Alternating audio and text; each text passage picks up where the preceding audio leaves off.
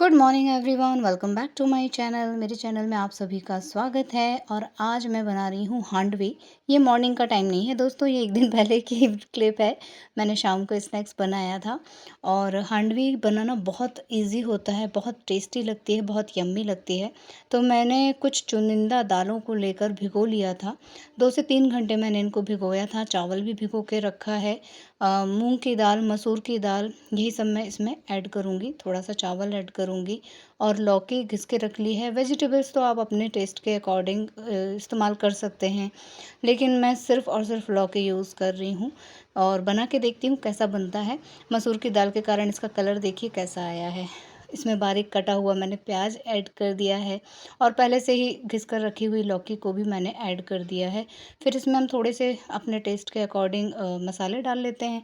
तो मैं यहाँ पे हल्दी, लाल मिर्च पाउडर, अजवाइन, यही सब कुछ डालूँगी और थोड़ा सा सॉल्ट डालूँगी, क्योंकि हमें इसके ऊपर ना एक तड़का भी लगाना है। और मैंने इसमें काली मिर्च, नींबू दोनों चीज़ें ऐड की हैं। थोड़ा सा बेसन ऐड किया है क्योंकि बहुत लिक्विडी हो गई थी, लौकी ने काफ़ी सारा पानी छोड़ दिया था तो बहुत ज़्यादा लिक्विडी हो गई थी। यहाँ पे मैंने सिर्फ 1 चम्मच ऑयल लिया है, रिफाइंड ऑयल। और उसमें मैं जो है राई का और मीठी नीम की पत्ती का तड़का लगाऊंगी और थोड़ी सी उसमें तिल डालूंगी। तिल पहले से ही भुनी हुई है, लेकिन इसमें डालने पे और चटकती है। पैन को गरम कर लिया है। अब सबसे पहले नीचे यहाँ पे मैंने जो तड़का बनाया था उसको मैं यहाँ पर नीचे एक लेयर बिछा दे रही हूँ। और उसके बाद हांडवी को जो है इसके ऊपर अच्छे से सेट करूँगी। बचा हुआ तड़का ऊपर सेट कर देंगे और इसे हम ढककर पकाएंगे। और धीमी आंच पे ही मुझे पकाना है, नहीं तो नीचे से जो है लेयर जल जाएगी। और जब लेयर थोड़ी सी पक गई है तो मैंने इसे पलट दिया है और देखिए कितना सुंदर सा इसका कलर आ रहा है। और इसे अलटते पलटते हुए मैं सेकूंगी थोड़ा सा ढक ढक कर बीच बीच में। फाइनल रिज़ल्ट जो आता है वो मैं आपको दिखाती हूँ। इसे पलटना थोड़ा सा मुझे टफ़ पड़ रहा था, सो मैंने इसे जो है पैन से प्लेट में ट्रांसफ़र कर करके पलटा है। कलर इसका बहुत बहुत ज़्यादा यम्मी आया है। और उत्कर्ष तो देख के खुश हो गया, उसे लगा पिज़्ज़ा बनाया है लेकिन है तो ये हांडवी। और इसके पीसेस कट कर लिए हैं। थोड़ा सा ठंडा हो जाए फिर मैं दिखाती हूँ। बहुत ज़्यादा मोटी लेयर तो थी नहीं, स्पॉन्ज बहुत ज़्यादा नहीं आया है, लेकिन खाने में ये बहुत टेस्टी बना था। सुबह 4 बजे के करीब से इस एरिया से इतनी अच्छी मीठी मीठी आवाज़ आती है पक्षियों की। और मुझे बहुत अच्छा लगता है सुबह जब आपकी नींद खुलती है और कहीं चिड़िया बोल रही है, तरह तरह की छोटी छोटी सी आवाज़ें आती हैं ना, तो मुझे पता नहीं क्यों बहुत सुकून मिलता है, ठंडक मिलती है। और ये फिर से मैंने कुछ फ्लावर्स मंगाए हैं क्योंकि मेरे प्लांट्स बहुत ज़्यादा ख़राब हो गए थे, तो थोड़ा सा कुछ मन बहलाने के लिए एक आपके आसपास अच्छा वातावरण रहता है अगर आप रंग बिरंगे फ्लावर्स देखो। इस समय हमारे यहाँ सारे फ्लावर्स जो हैं अब बंद हो गए हैं, बस थोड़े बहुत जो है गुड़हल के फूल हो रहे हैं एक दो, अदरवाइज सारे फ्लावर जो है मुरझा गए हैं। अब निकलने के अभी कोई चांसेस नहीं है, हो सकता है थोड़ी ठंडक आए तब कुछ हो। तो मैंने थोड़े से मंगाए हैं। अब इनकी लाइफ कितनी होगी मुझे नहीं पता, लेकिन उसने बोला है कि आप इसे शिफ्ट मत करिएगा, ऐसे ही रहने दीजिएगा और थोड़ा थोड़ा सा 2-3 दिन में पानी डालते रहिएगा। 100 रुपये के हैं, ज़्यादा महंगे नहीं हैं। अगर मुरझा भी गए तो कोई दिक्कत नहीं है। तो कोशिश करूँगी इनको ज़िंदा रखने की। एक बार और मैंने ये सब मंगाए थे, लेकिन उस टाइम पे तो ज़्यादा सरवाइव नहीं कर पाए थे, देखते हैं। और एक छोटू सा प्लांट मैंने और रंग बिरंगे लीव्स का यहाँ पर लगा लिया है। ये भी देखने में बहुत प्यारा लगता है। ऊपर तो जंगल की तरह फैला हुआ है, तो मैं इसे थोड़ा सा कट करके यहाँ ले आई हूँ। और ये देखिए, यही चिड़िया है शायद जिसकी आवाज़ मुझे आती है, लेकिन कई सारी चिड़िया एक साथ बोलती हैं। तो अच्छा लगता है सुबह सुबह ऐसा वातावरण देखना। और आपकी अगर नींद खुले मीठी मीठी आवाज़ से तो क्या ही कहने। तो मैं तो अपनी फीलिंग आप लोगों के साथ हर समय शेयर करती रहती हूँ, तो सोचा आज ये चिड़िया रानी को भी कैद करती हूँ। इसके लिए मैंने दाना पानी रखा हुआ है यहाँ पे। पता नहीं ये उसे खाती भी है कि नहीं खाती है। आज तो भाई बड़ी अच्छी शुरुआत हो गई हमारे ब्लॉग की, चटपटी सी। और हमारे यहाँ कुछ छोटे छोटे नन्हे नन्हे से मेहमान आए हैं। छोटी छोटी सी चिड़िया हैं और उन लोगों ने जो है हमारे बिल्कुल मेरे बेडरूम के पास जो है घोंसला बनाया हुआ है। तो सुबह से चू चू चू चू आवाज़ शुरू होती है। पहले मुझे लगता था कि वो केवल आके बैठ रही हैं, तो मैं ना चावल थोड़े से रख देती थी और थोड़ा पानी रख देती थी कि वो लोग खाएंगे। मुझे उत्कर्ष ने दिखाया कि मम्मा ये तो यहाँ पे घोंसला बना रही हैं, फिर यहाँ पे इनके एग आएंगे, उसके बाद फिर वो बच्चे नीचे ज़मीन में गिरेंगे और अब इतनी ऊपर से गिरेंगे तो अब तो उनको बहुत ज़्यादा चोट लग जाएगी। तो फिर मैंने कहा बेटा अब इसमें हम कुछ नहीं कर सकते हैं। अच्छा, अब घोंसला आधा बना लिया है, उसे तोड़ना भी ठीक नहीं है, हटाना भी ठीक नहीं है। तो मैंने सोचा जाने दो। और पता नहीं क्यों समहाउ मैं नोटिस कर रही हूँ कि इधर बीच 6 महीने हो गए, लगातार कहीं ना कहीं हमारे घर के किसी न किसी कॉर्नर में कोई ना कोई घोंसला बना मिल रहा है। किसी ने मुझे बोला था कि अंकिता, कबूतर का होना अच्छा नहीं होता, इस तरह से घोंसले का होना अच्छा नहीं होता, लेकिन अंकिता क्या करे, कहाँ जाके इनको भगाएं, और ये रातों रात बना ले रहे हैं, पता नहीं। और जबकि मैंने सुना था कि ये लोग शायद कहीं शांति या इस तरह की जगह पे बनाते हैं, लेकिन हमारे यहाँ तो कोई शांति नहीं है। खूब नॉइज पोल्यूशन होता है, बच्चा बॉल खेलता है, सारा सब कुछ होता है, लेकिन फिर भी उन लोगों को पता नहीं क्या ही हुआ है। सो अभी इसका अगर आप लोगों के पास कोई सोल्यूशन हो तो जरूर बताइएगा। और अगर ये हानिकारक नहीं है तो कोई बात नहीं, जब उनके बच्चे हो जाएंगे फिर वो ऑटोमेटिकली उस घोंसले को गिरा के वो लोग चले जाएंगे, लेकिन फिर भी आई थिंक 1-1.5 महीने तो वो लोग रहने वाले हैं। तो चिड़ियों के घोंसले के अलावा मेरे खुद के बच्चे के लिए मुझे बड़ी लड़ाई करनी पड़ती है घर के लोगों के साथ। अभी नवरात्रि के समय में तो खूब जगह जगह प्रदर्शनी और झूला और ये सारा सब कुछ टीम टाम लगाई था। मैं इसे जितना समझाती हूँ कि नहीं बेटा, एक बार हो गया, 2 बार हो गया, उतना ही इसको घर के बाकी के लोग जो है ना प्रोत्साहन देते हैं। और अगले दिन जो है सुबह होता है, 5 बजे उठना होता है, 6 बजे बच्चा स्कूल निकल जाता है, तो मेरे पास 1 घंटे का ही समय होता है बच्चे को तैयार करना, सारा सब कुछ करवाना, और घर के लोग इस चीज को सुनते नहीं है। तो मुझे बहुत गुस्सा आता है, क्योंकि लड़ाई करनी पड़ जाती है। पापा चाचा का फुल सपोर्ट, दादी का फुल सपोर्ट, सारे लोग बोल रहे हैं भेज दो भेज दो, मैं अकेली जो है लड़ाई करती रहती हूँ कि नहीं भेजूंगी, अगले दिन स्कूल है, ये है वो है।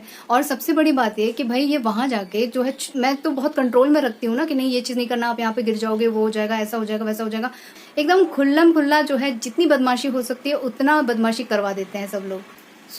कहीं ना कहीं बहुत ज़्यादा मुझे चिंता हो जाती है। कभी कभी हर चीज़ में मुझे फाइट करना पड़ती है। स्कूल से प्रोजेक्ट्स आ रहे हैं, ये बनाओ वो बनाओ, तो मैं जो है ना बहुत लग के बनवाती हूँ, सब कुछ करवाती हूँ, लेकिन बाकी के लोग जो है खूब इंजॉय करवाते हैं, हंसी मजाक ठिठोली, सीरियसली लेते ही नहीं है किसी चीज़ को। मुझे समझ में नहीं आता कि मैं अकेले जो इतना बड़ा काम कैसे करूँगी, बच्चे को पढ़ाने लिखाने का, बच्चे को सब चीज़ें सिखाने का। बाप रे, सबसे ज़्यादा मुश्किल होता है घर के खुद के लोगों के साथ फाइट करना। दादी इंटरनल इतना सपोर्ट कर देती हूँ कि इसको ओवर कॉन्फिडेंस हो जाता है कि बिल्कुल मैं तो दादी से कहूंगा तो दादी मेरी बात सुन ही लेगी, दादी तो मना नहीं करेगी। और दादी ने अगर एक बार कह दिया तो चाचू मना नहीं करेंगे, चाचू के लिए करना जरूरी हो जाता है। एक चीज बंदे के मुंह से निकली नहीं कि मुझे ये चाहिए, वो चीज हाजिर हो जाती है। तो ऐसे में बच्चों को ना चीजों की वैल्यू नहीं समझ में आती है। मैंने एकदम स्ट्रिक्टली मना किया है कि मेरी परमिशन के बिना घर में कोई चीज अगर इसके लिए आएगी तो वो सीधे डस्टबिन में जाएगी। इतना खराब मुझे एक्शन लेना पड़ता है, इतना ज्यादा स्ट्रिक्ट होना पड़ता है। और कभी कभी ये टास्क मेरे लिए बहुत मुश्किल हो जाता है, क्योंकि मेरे इस बर्ताव से बाकी के लोग तो हर्ट होते हैं ना। लेकिन डर जरूरी है भाई। अगर उत्कर्ष से कोई पूछे कि तुम किससे डरते हो तो सिर्फ ये मेरा नाम लेगा, मम्मा से डरता है बस। खैर, ये तो घर घर की कहानी है। हर घर में हर माता पिता बच्चों के परिवार के साथ ये सब चीजें होती रहती हैं। अब जो है शरद पूर्णिमा आ रही है और आने वाला है करवा चौथ, करवा चौथ स्पेशल। तो मैंने जो है अपना स्किन केयर शुरू किया है, क्योंकि मेरी बीच में स्किन बहुत डल पड़ गई थी, बहुत ज्यादा। पता नहीं क्यों मेरे यहाँ पे मुझे हल्का हल्का ना डार्क लगने लग गया था। तो मैंने थोड़ा सा ट्रीटमेंट किया है, देखती हूँ अगर पूरी तरह से आप लोग बताइएगा, क्योंकि मैंने कोई फिल्टर नहीं लगाया है, एकदम ओरिजिनल कैमरे से मैं कैप्चर कर रही हूँ ताकि मुझे खुद भी पता चल सके, है ना। तो रिंकल्स वगैरह जो हल्के हल्के से ना मुझे यहाँ पे हंसने के टाइम पे यहाँ लाइनें पड़ने लग गई थी, वो गायब हो गई हैं। जितना मैं नोटिस कर रही हूँ उस हिसाब से मुझे ठीक ठाक लग रहा है। और अभी मैं इसको 1 हफ्ता और कंटिन्यू करूंगी, फिर आप लोगों के साथ शेयर करूंगी, ताकि आप में से जिसको जरूरत है वो करे। क्योंकि चेहरे का डल पड़ना या ये मौसम की वजह से भी हो सकता है, एज की वजह से भी हो सकता है, या कभी मैं कम पानी पीती हूँ तो उसका असर भी मुझे दिखाई देने लग जाता है। तो कहीं ना कहीं कुछ ना कुछ रीजन जरूर होता है। अगर हम उस रीजन को भी ध्यान में रख लें, थोड़ा सा केयर कर लें, तो सब चीजें सॉर्ट आउट हो जाती हैं। तो करवा चौथ पे मैं बहुत 16 श्रृंगार वगैरह तो उतना नहीं कर पाती हूँ, लेकिन फिर भी व्रत में करती हूँ। मुझे बहुत अच्छा लगता है आसपास का माहौल, महिलाएं जो है सुंदर सुंदर पूरा श्रृंगार करती हैं, और उसके बाद रात में जब वो पूरा अर्घ वगैरह देती हैं तो वो सब कुछ देखना मुझे बहुत अच्छा लगता है। हालांकि यही रहता है ना, हदस उत्कर्ष का स्कूल, उस चक्कर में मैं ज्यादा चीजें एकदम छोड़े ही रहती हूँ कि नहीं ज्यादा देर नहीं जगना है, सुबह जल्दी उठना है, ये करना है, वो करना है। तो देखते हैं इस बार क्या हो पाता है। जो भी होगा आप लोगों के साथ शेयर करूंगी। और शरद पूर्णिमा पे मैं कुछ खास करने वाली हूँ, वो आप लोगों के साथ शेयर कर रही हूँ, क्योंकि ना इधर भी एक तो बादल हैं, पता नहीं पूर्णिमा पे भी चंद्रमा जी के कितने दर्शन होते हैं, क्या होता है। दूसरा, पूरी रात अब जो है खीर बाहर रखना हमारे लिए पॉसिबल नहीं है। इतने बंदर आए हैं ना कि मैं क्या बताऊं, पूरे समय आंवले तोड़ तोड़ के फेंकते हैं। बड़े बड़े जो लंगूर होते हैं वो हर दिन सुबह, तो उनका बिल्कुल हमारी सुबह उनके साथ ही हो रही है। मैं उत्कर्ष को तैयार करती रहती हूँ, उनकी चीखने की आवाज आ रही होती है और कुत्तों के भौंकने की आवाज आ रही होती है। उनका और कुत्तों का एकदम पंगा चल रहा होता है। तो अभी लगातार वो बने हुए हैं, तो निश्चित रूप से 2 दिन बाद भी उनके दर्शन होने ही होने हैं। और आपने अगर खीर रखी तो आप आपको तो प्रसाद मिलने से ही रहा, इसलिए मैंने सोचा है कि 1 घंटे के करीब हम खीर को रखेंगे और जो पूरी रात वाला असर होता है ना, खीर में जो तत्व आ जाते हैं चंद्रमा की रोशनी से, वो अगर आप उसमें एक चांदी का सिक्का डाल दें खीर बनाने के बाद, आप किसी भी पात्र में रख लीजिए। अगर आपके पास चांदी का कटोरा हो अच्छा बड़ा तो आप उसमें भी रख सकते हैं, तो आप उसमें रखिए। अगर कटोरा नहीं है तो आप स्टील के कटोरे में ही एक चांदी का सिक्का डाल दीजिए, तो भी उसमें वो पूरे के पूरे गुण आते हैं जो पूरी रात चांदी में रखने के बाद जो है खीर में आ जाते हैं, और अगले दिन आप लोग उसका प्रसाद ले लीजिए।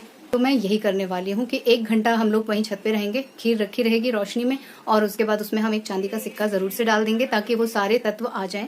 और ये चंद्रमा मून बात कई लोग लेते हैं पूर्णिमा के टाइम पे, मून बात पे हम फिर कभी बात करेंगे। मैं नहीं लेती हूँ क्योंकि हर पूर्णिमा के आसपास मुझे जो है कफ की प्रॉब्लम थोड़ी सी बढ़ जाती है। सभी के साथ होगा, जिनका शीतल अंग होगा उनके साथ ये प्रॉब्लम होगी। तो यही कुछ मैं करने वाली हूँ, वो भी आप लोगों के साथ आज के ब्लॉग में शेयर कर दिया है।